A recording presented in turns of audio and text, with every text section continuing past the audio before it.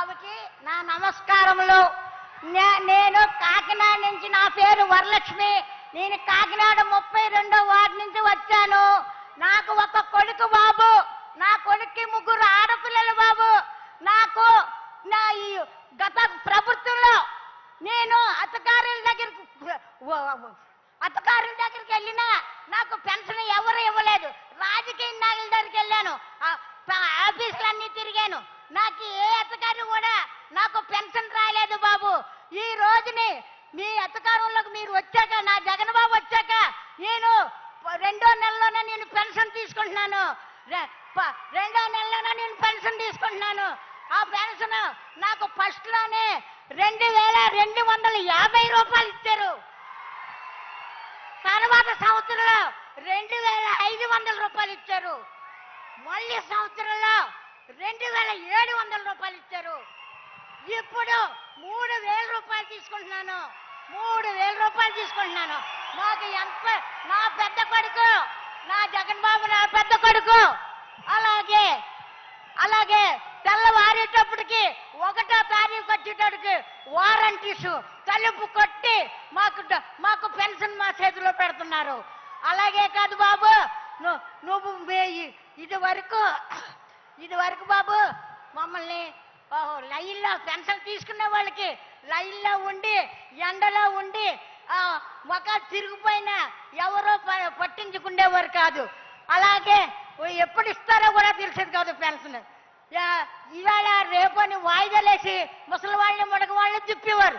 ఈ రోజున బాబు 1వ తారీఖు వచ్చేటప్పటికి మా పెన్షన్ మా చేతిలో పెడుతున్నారు. ఇంకా మాకు ఏం కావాలి బాబు? మాకేం కావాలి? మా అందరం ఎంతో సంతోషంగా ఉన్నాం. జగన్ బాబు ఎప్పుడు మీరు ఇలాగే ఉండాలి.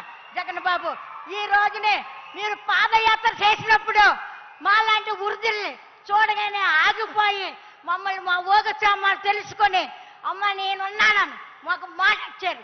మాట ప్రకారంగా మీరు నిలబెట్టుకొని మీరు ప్రతిదీ కూడా మాకు అందించారు.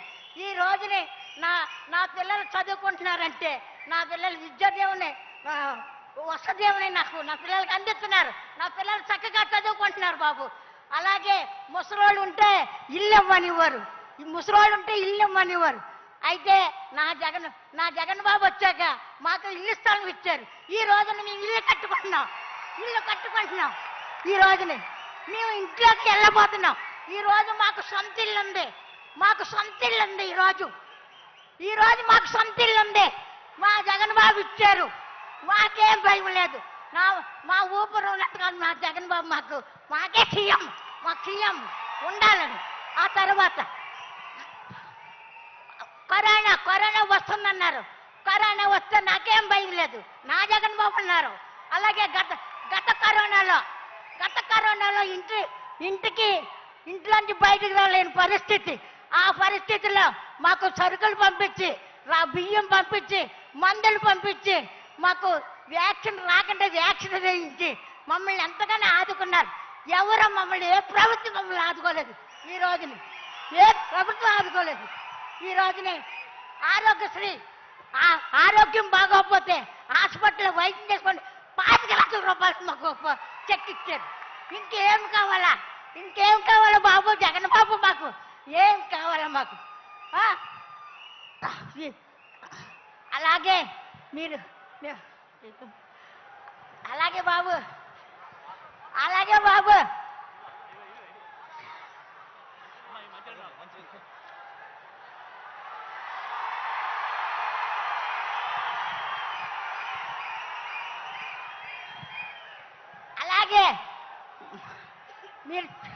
మీరు మాట తప్పనన్నారు.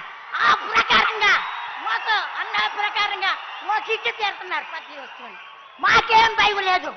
ఈ రోజునే మా ఇంట్లో మా బిడ్డల దగ్గర కూడా ఎదురించేస్తున్నాం. మా పెద్ద కొడుకు మాకు పెన్షన్ 3000 రూపాయలు ఇస్తున్నారు. 3000 మీద మాకు పని లేదని చెప్తున్నాను. అలాగే నాలాంటి ముసలి వాళ్ళు ఎంతో మంది ఉన్నారు. లెక్కలు చెప్పడం నాకు రాదు కానీ ఎంతో మంది ఉన్నారు. వాళ్ళందరినీ మమ్మల్ని ఆదుకుంటున్నాడు నా పెద్ద కొడుకు జగన్ బాబు. నా పెద్ద కొడుకు ఆదుకుంటున్నారు. ఈ రోజున మాకు ఏ లోటు లేదు.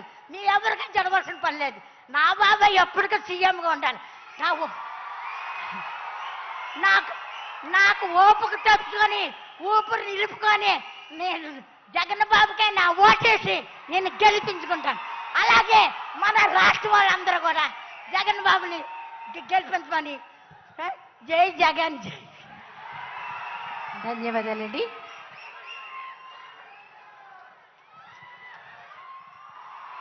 మరొక లబ్ధిదారిని మాట్లాడవలసిందిగా కోరుతున్నాం.